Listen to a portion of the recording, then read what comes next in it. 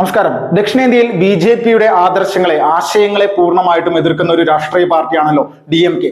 D M കെയുടെ നേതാക്കന്മാർ ഓരോരുത്തരായിട്ട് നിരന്തരമായിട്ട് ബി ജെ പി മുന്നോട്ട് വെക്കുന്ന ആശയം ഈ രാജ്യത്തിന് ദോഷമാണെന്നും സനാതനധർമ്മം, ഹിന്ദുത്വം അത് ഈ രാഷ്ട്രത്തിന്റെ സംസ്കാരമായിട്ട് ഉൾക്കൊള്ളാൻ പാടില്ല, ഇത് വലിയ തരത്തിലുള്ള വൈറസ് ആണ് നമ്മുടെ സമൂഹത്തിൽ ഉണ്ടാക്കുന്ന എന്നുള്ള രീതിയിലേക്കൊക്കെയാണ് മുഖ്യമന്ത്രി സ്റ്റാലിന്റെ മകനായിട്ട് ഉദയനിധി സ്റ്റാലിൻ പറഞ്ഞ ആരോപണം. ഇതിലൊക്കെ വലിയ രീതിയിലുള്ള വിഷയങ്ങളും പ്രശ്നങ്ങളൊക്കെ നമ്മുടെ രാജ്യം കണ്ടതാണ്.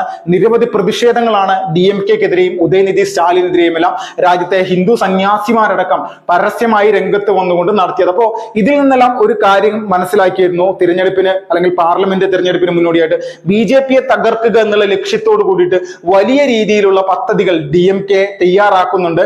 ഈ ഡി എം കെ തയ്യാറാക്കിയതിന്റെ ഭാഗമായിട്ടാണ് ബി ജെ പിയുടെ സംസ്ഥാന അധ്യക്ഷനായിട്ടുള്ള അണ്ണാമലൈ കുപ്പുസ്വാമിയെ ഏതെങ്കിലും രീതിയിലാണെങ്കിൽ എങ്ങനെയെങ്കിലും തമിഴ്നാട്ടിൽ പരാജയപ്പെടുത്തുക എന്നുള്ള ഒരു ലക്ഷ്യത്തോടു കൂടി മുന്നോട്ട് വന്നത്. കോയമ്പത്തൂരിൽ ഇദ്ദേഹം Annamalai Kuppuswamy B J P സ്ഥാനാർത്ഥിയായപ്പോൾ സി പി എമ്മിന്റെ സീറ്റായിരുന്ന അണ്ണാമലൈ കോയമ്പത്തൂർ അവിടെ സി പി എം സ്ഥാനാർത്ഥിയെ മാറ്റിക്കൊണ്ട് അല്ലെങ്കിൽ ഒരു സഖ്യകക്ഷിയായിട്ടുള്ള ഡി എം കെയുടെ ഈ ഒരു സംവിധാനത്തെ സി പി എമ്മിന്റെ സ്ഥാനാർത്ഥിയെ മാറ്റി അവിടെ ഡി എം കെ മറ്റൊരു സ്ഥാനാർത്ഥിയെ നിർത്തി വിജയിപ്പിക്കുന്ന രീതിയിലുള്ള കാര്യങ്ങളാണ് കണ്ടത്. അപ്പോൾ വലിയ രീതിയിൽ തന്നെ ബി ജെ പിയെ പ്രതിരോധിക്കുക എന്നുള്ള ലക്ഷ്യത്തോട് കൂടിയിട്ട് നിരന്തരമായിട്ട് പ്രവർത്തിക്കുന്ന ഒരു രാഷ്ട്രീയ പാർട്ടിയാണ് ഡി എം കെ. പക്ഷേ പാർലമെന്റ് തിരഞ്ഞെടുപ്പിന് ശേഷം അവിടെ ഒരു കാര്യം സംഭവിച്ചിരുന്നു. ബി ജെ പിക്ക് സീറ്റുകൾ ലഭിച്ചില്ല. പക്ഷെ ബി ജെ പിയുടെ വോട്ടിംഗ് ശതമാനം 13 ലക്ഷത്തിൽ നിന്ന് 80 ലക്ഷമായിട്ട് തമിഴ്നാട്ടിൽ ഉയർന്നു എന്നുള്ള ഒരു ചരിത്രപരമായിട്ടുള്ള സത്യം അത് ഡി എം കെ മനസ്സിലാക്കിയിരിക്കുന്നു.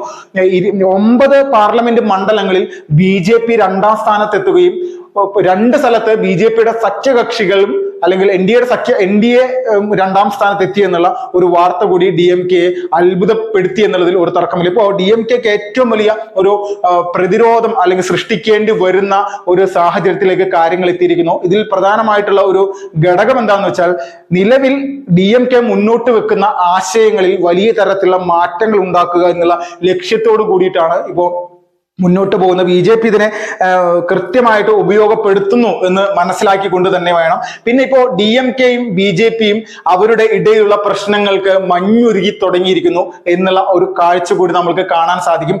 എന്തുകൊണ്ട് ഡി എം കെക്ക് ഇങ്ങനെ ചിന്തിക്കേണ്ടി വരുന്നു എന്ന് പറയുമ്പോൾ ഇതിൽ നിന്ന് ഒരു കാര്യം വ്യക്തമായിട്ട് നമുക്ക് മനസ്സിലാക്കാൻ സാധിക്കും.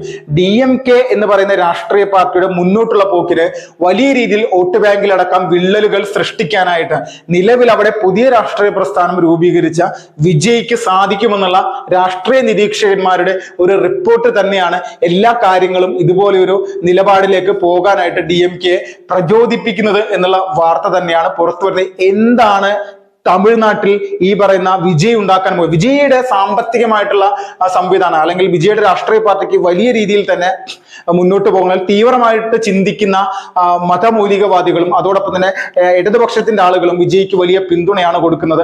ഇത് പൂർണ്ണമായിട്ടും തഴഞ്ഞുകൊണ്ടുള്ള ഒരു പ്രവർത്തനത്തിലേക്ക് വിജയിന് പോകില്ല. വിജയിന് മുന്നോട്ട് പോകും തോറും അല്ലെങ്കിൽ അവിടെ പ്രവർത്തിച്ച് ഓരോ ആളുകളെയും ഈ വിജയുടെ പാർട്ടിയിലേക്ക് കൊണ്ടുവരുമ്പോഴും ഇതിന്റെ പുറകിൽ ഈ സാമ്പത്തിക സ്രോതസ്സുകളുടെ വലിയ ഒരു പ്രാധാന്യം അത് വിജയുടെ രാഷ്ട്രീയ പ്രസ്ഥാനവും മനസ്സിലാക്കും എന്ന് തന്നെയാണ് എല്ലാവരും വിശ്വസിക്കുന്നത്. അപ്പോൾ ഇതിൽ നിന്ന് എല്ലാവരും ഒരു കാര്യം ഉൾക്കൊള്ളുന്നുണ്ട്. വിജയ് പിടിക്കുന്ന വോട്ടുകൾ മുഴുവൻ അത് ബി ജെ പിക്ക് അനുകൂലമായിട്ടുള്ള വോട്ടുകളായിരിക്കില്ല, ഡി എം കെക്ക് അനുകൂലമായിട്ടുള്ള വോട്ടുകളാണ് ഇനി പിടിക്കാൻ പോകുന്നത്. വിജയ് മുന്നോട്ട് വെക്കുന്ന ആശയങ്ങൾ അതേപടി തന്നെ ആദ്യ കാലഘട്ടങ്ങളിൽ മുന്നോട്ട് വെച്ച അല്ലെങ്കിൽ ഹിന്ദുത്വത്തിനെതിരെ സനാതന ധർമ്മത്തിനെതിരെ എല്ലാം വലിയ രീതിയിൽ പ്രസ്താവനകൾ നടത്തി മുന്നോട്ട് വന്നിട്ടുള്ള രാഷ്ട്രീയ പ്രസ്ഥാനം അത് ഡി എം കെ തന്നെയാണെന്നതിൽ തർക്കമില്ല. ഇതിനെ കൃത്യമായിട്ട് പ്രതിരോധിച്ചുകൊണ്ട് പൊളിച്ചടക്കിക്കൊണ്ടാണ് ബി ജെ പിയുടെ സംസ്ഥാന അധ്യക്ഷനായിട്ടുള്ള അണ്ണാമലൈ കുപ്പുസ്വാമി അവിടെ എൻ മക്കൾ എൻ മണ്ണ് എന്ന് പറയുന്ന ഒരു പ്രധാനപ്പെട്ട പരിപാടി നടത്തിക്കൊണ്ട് വലിയ രീതിയിൽ ജനങ്ങളിടയിലേക്ക് താമര ചിഹ്നത്തെ അല്ലെങ്കിൽ നരേന്ദ്രമോദിയുടെ ആശയങ്ങളെ ബി ജെ പിയുടെ ആശയങ്ങളെ കേന്ദ്ര സർക്കാർ ഏത് തരത്തിലേക്കാണ് പ്രവർത്തിച്ച് മുന്നോട്ട് പോകുന്നത് എന്നുള്ള രീതിയിലേക്കുള്ള വിഷയങ്ങളൊക്കെ കൊണ്ടുവന്നത്. അപ്പോൾ ഈ കാര്യങ്ങളെല്ലാം നമ്മുടെ രാജ്യം വലിയ രീതിയിൽ ശ്രദ്ധിച്ചിരുന്നു. ദക്ഷിണേന്ത്യയിൽ തന്നെ 39 പാർലമെന്റ് സീറ്റുകളുള്ള അല്ലെങ്കിൽ 247 പാർലമെന്റ് സീറ്റുകളുള്ള തമിഴ്നാട്ടിനെ സംബന്ധിച്ച് ഇതെല്ലാം വലിയ രീതിയിൽ ചർച്ച ചെയ്യപ്പെടുന്നതാണ്. നിസ്സാരമായിട്ടുള്ള സംസ്ഥാനമല്ല, വലിയ ഒരു സംസ്ഥാനമാണ്. കേരളത്തിൻ്റെയൊക്കെ 4 ഇരട്ടിയുണ്ട്. അപ്പോൾ ഈ ഒരു സംസ്ഥാനത്ത് പിടിമുറുക്കുക എന്ന് പറഞ്ഞാൽ അത് നിസ്സാരമായിട്ടുള്ള കാര്യമല്ല. BJP തങ്ങളുടെ എല്ലാ സംവിധാനങ്ങളും ഉപയോഗിച്ചുകൊണ്ട് അവിടെ വലിയ ശക്തമായിട്ടുള്ള ഒരു മത്സരം തന്നെയാണ് ഈ കഴിഞ്ഞ പാർലമെന്റ് തെരഞ്ഞെടുപ്പിൽ നടത്തിയത്. അപ്പോൾ 13 ലക്ഷത്തിൽ നിന്ന് 80 ലക്ഷത്തിലേക്ക് വോട്ടിംഗ് ശതമാനം BJPക്ക് മാറ്റിയെടുക്കാൻ സാധിച്ചിട്ടുണ്ടെങ്കിൽ അത് കൃത്യമായിട്ട് നിരീക്ഷിച്ച് അത് ഇനിയും വർദ്ധിക്കാനും അല്ലെങ്കിൽ ഇനി പുതിയ സംവിധാനങ്ങളിലേക്ക് BJP പുതിയ നിലപാടിലേക്ക് പോയി കഴിഞ്ഞാൽ DMK ആണ് യഥാർത്ഥത്തിലൂടെ പ്രതിരോധത്തിലാകുന്നത്.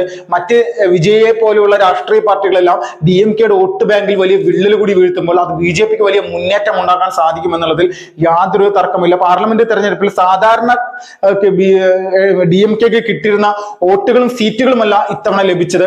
വോട്ടുകൾ പൂർണ്ണമായിട്ടും വലിയ ശതമാനം വോട്ട് ഈ പറയുന്ന DMKയുടെ തമിഴ്നാട്ടിൽ കുറഞ്ഞിട്ടുണ്ട്. അപ്പൊ ഇതൊക്കെ BJPക്ക് അനുകൂലമാണ്. അപ്പോൾ നിലവിൽ BJPയും DMKയും തമ്മിൽ വലിയ ഒരു കൈകോർത്തുകൊണ്ടുള്ള ഒരു കാര്യങ്ങളിലേക്ക് അല്ലെങ്കിൽ ഒരു സഖ്യ സംവിധാനത്തിലേക്ക് പോകാനുള്ള എല്ലാവിധ സാഹചര്യങ്ങളും നിലവിൽ നിൽക്കുകയാണ്. ഇതിന്റെ ഭാഗമായിട്ട് BJPയിലേക്ക് പോകുന്നതിന് മുന്നോടിയായിട്ട് അവിടുത്തെ സനാതന ധർമ്മത്തെയും ഹൈന്ദവ സമൂഹത്തെയും തങ്ങൾക്കൊപ്പം നിർത്തുക എന്നുള്ള DMKയുടെ ഒരു വലിയ ലക്ഷ്യ പൂർത്തീകരണത്തിന്റെ ഭാഗമായിട്ട് ഒരു പ്രധാനപ്പെട്ട ഒരു പ്രോഗ്രാം നടത്തിയിരിക്കുകയാണ്. തമിഴ്നാട്ടിൽ മുരുകനോടുള്ള പ്രത്യേക ആരാധന അത് എല്ലാവർക്കും അറിയാം. മുരുകനോട് വലിയ രീതിയിലുള്ള ഒരു കാഴ്ചപ്പാടാണ് അല്ലെങ്കിൽ ഒരു ഭക്തിയാണ് തമിഴ് ജനതക്കുള്ളത്.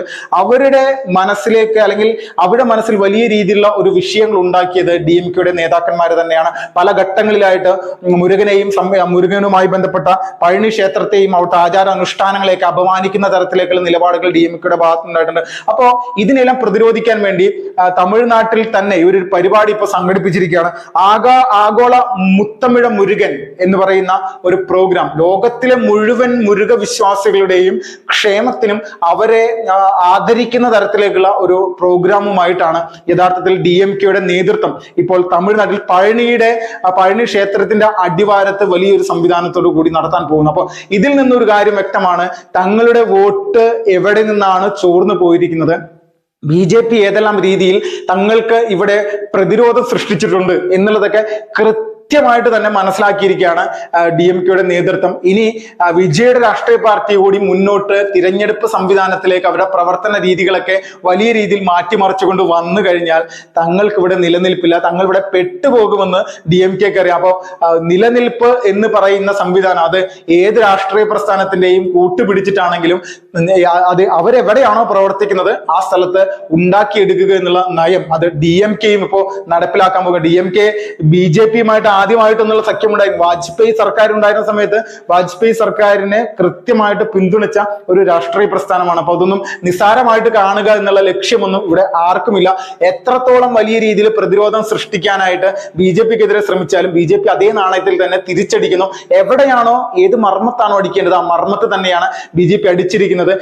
മുരുകന്റെ ഭക്തന്മാരെ മുരുകനുമായി ബന്ധപ്പെട്ടുള്ള പഴയ ക്ഷേത്രമടക്കമുള്ള സംവിധാനങ്ങളെയൊക്കെ വലിയ രീതിയിൽ അപമാനിച്ചുകൊണ്ട് പോയപ്പോൾ അതിനെതിരെ ശക്തമായിട്ടുള്ള പ്രതിരോധമാണ് BJP തീർത്തത്. ഇപ്പോൾ അതേ മുരുകന്റെ പഞ്ചാമൃതവും മറ്റ് ചന്ദനവും എല്ലാം സാധാരണ ആയിട്ടുള്ള മുരുക ഭക്തന്മാർക്ക് DMKയുടെ പ്രവർത്തകർ തന്നെ നേതാക്കന്മാർ തന്നെ വിതരണം ചെയ്യേണ്ടി വരുന്ന ഒരു സ്ഥിതിയിലേക്ക് കാര്യങ്ങൾ എത്തിച്ചിട്ടുണ്ടെങ്കിൽ അത് BJP എന്ന് പറയുന്ന രാഷ്ട്രീയ പ്രസ്ഥാനത്തിന്റെ വലിയൊരു വിജയമാണ്. തമിഴ്നാട്ടിൽ അങ്ങനെ മഞ്ഞുരുകുന്നു, രാഷ്ട്രീയ മഞ്ഞുരുകുന്നു. DMKയും BJPയും ഒരു വലിയ സഖ്യ സംവിധാനത്തിലേക്ക് പോകാൻ പോകുന്നു എന്നുള്ള രീതിയിലേക്കുള്ള കാര്യങ്ങൾ തന്നെയാണ് ഇപ്പോൾ പുറത്തു വരുന്നത്. വിപിൻ ഫസ്റ്റ്